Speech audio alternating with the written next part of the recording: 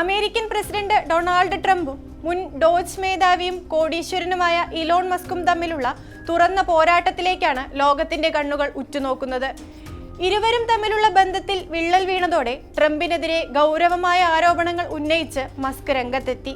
Jeffrey എപ്സ്റ്റീനെതിരായ ലൈംഗികാരോപണ ഫയലുകളിൽ പ്രമുഖരുടെ പേരിനൊപ്പം ട്രംപിന്റെ പേരുമുണ്ടെന്ന ഗുരുതര ആരോപണം നടത്തിയിരിക്കുകയാണ് മസ്ക്.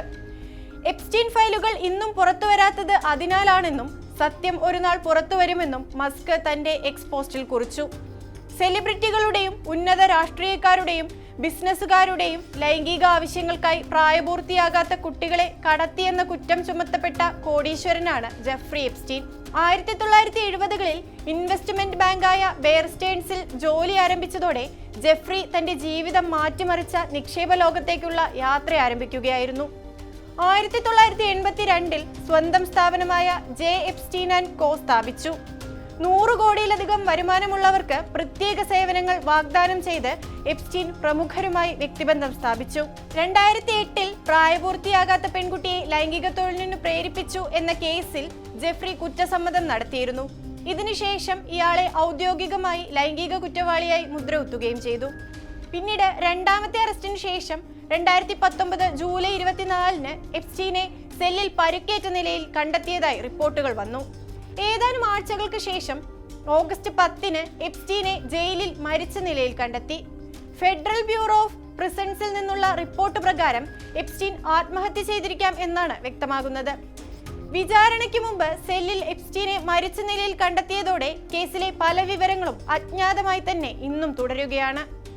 കരീബിയൻ ദ്വീപുകളിലും ന്യൂയോർക്ക്, ഫ്ലോറിഡ, ന്യൂ മെക്സിക്കോ എന്നിവിടങ്ങളിലെ സാധാരണക്കാരായ ആളുകളുടെ വീട്ടിലെത്തി അവിടുത്തെ സ്ത്രീകളെ എപ്സ്റ്റീനും അയാളുടെ ഉന്നത ബന്ധങ്ങളുള്ള അതിഥികളും ലൈംഗികമായി ഉപയോഗിച്ചിരുന്നു എന്ന പരാതിയുമായി നിരവധി വനിതകൾ രംഗത്തെത്തിയിരുന്നു.